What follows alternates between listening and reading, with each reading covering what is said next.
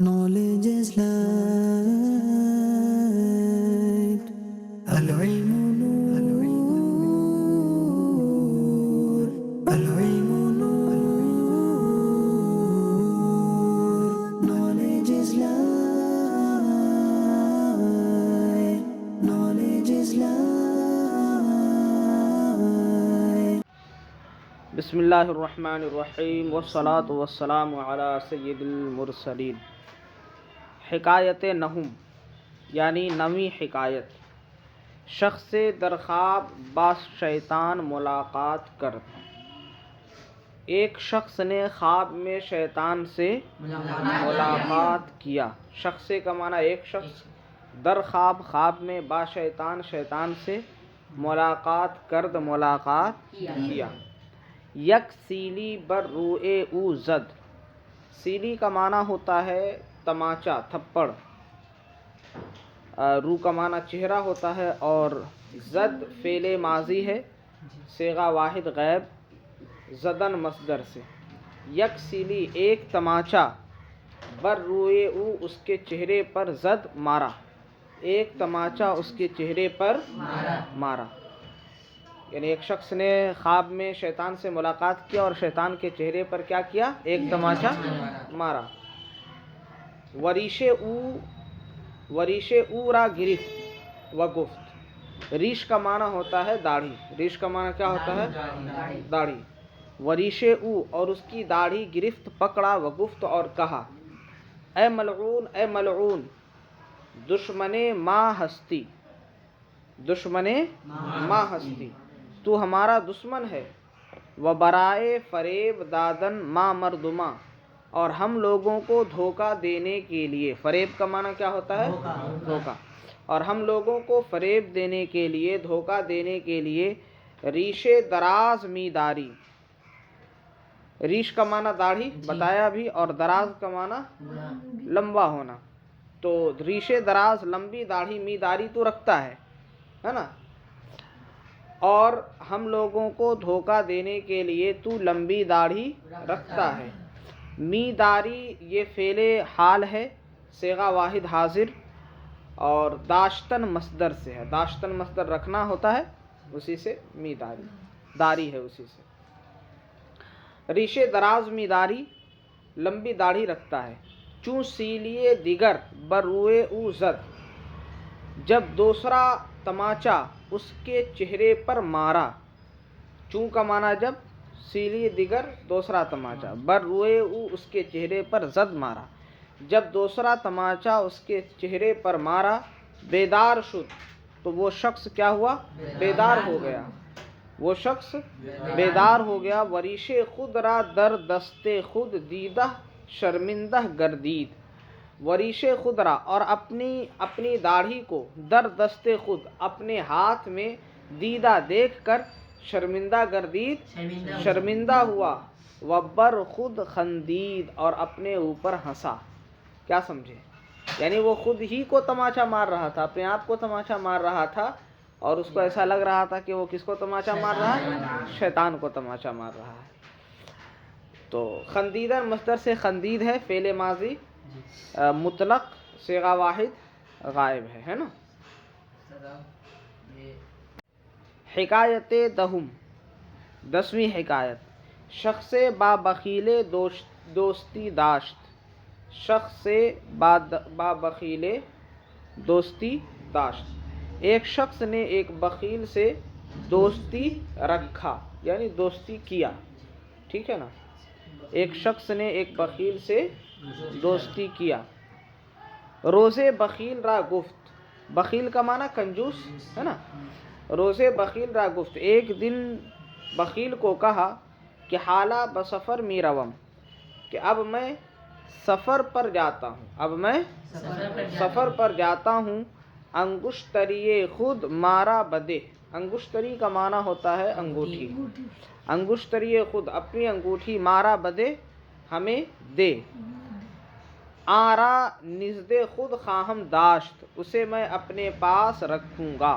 آرا اس کو، نزد خود اپنے پاس، خواہم داشت میں رکھوں گا۔ خواہم داشت جو ہے یہ فعل مستقبل ہے، صیغہ واحد متکلم داشتن مصدر سے، ٹھیک ہے نا.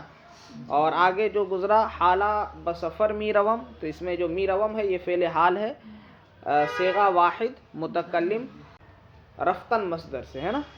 کس مصدر سے ہے؟ رفتن مصدر سے.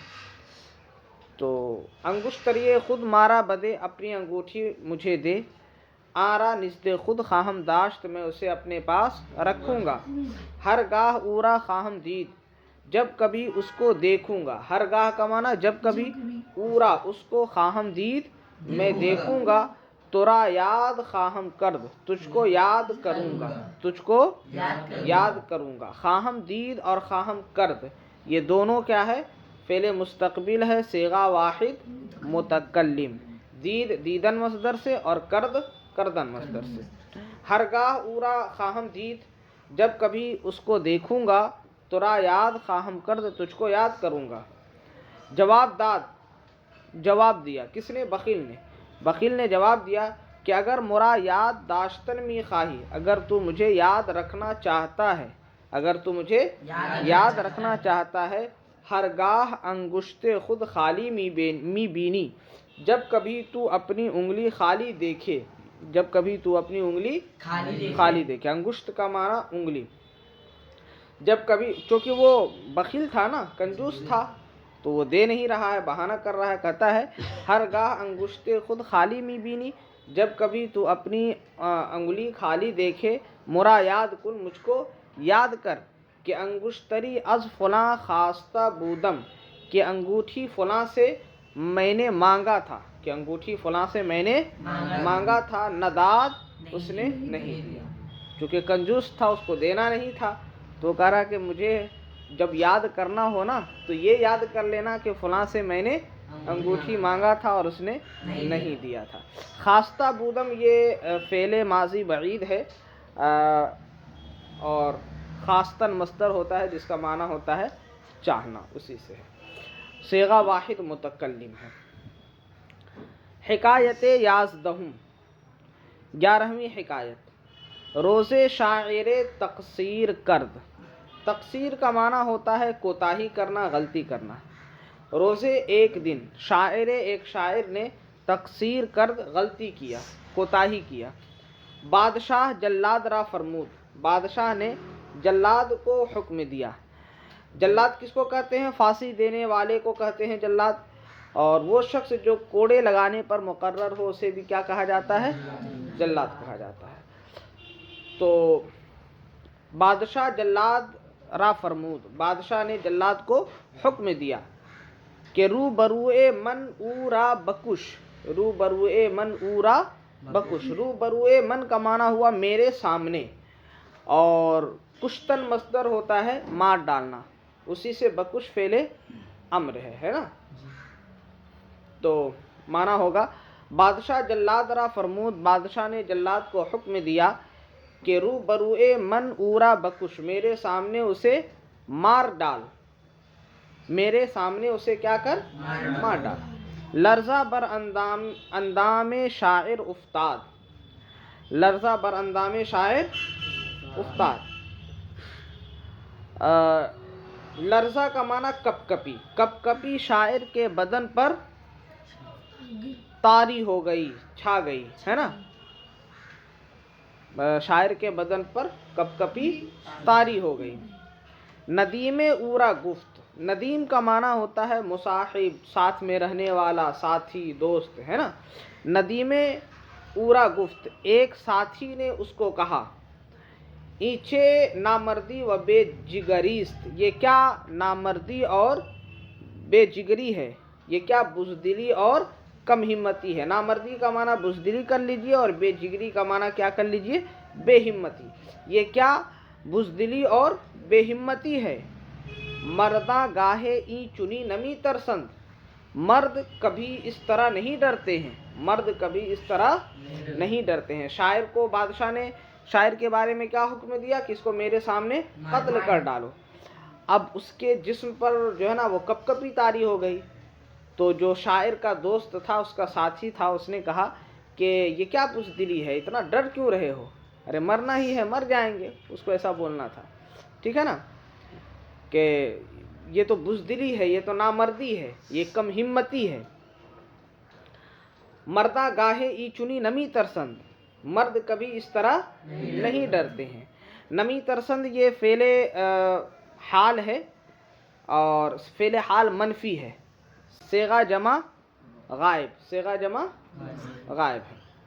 مرد کبھی اس طرح نہیں ڈرتے ہیں۔ شاعر گفت، شاعر نے کہا، اے ندیم، اے دوست، اے ساتھی، اے دوست، اگر مردی بیا، اگر تو مرد ہے تو آ، اگر تو مرد ہے تو آ۔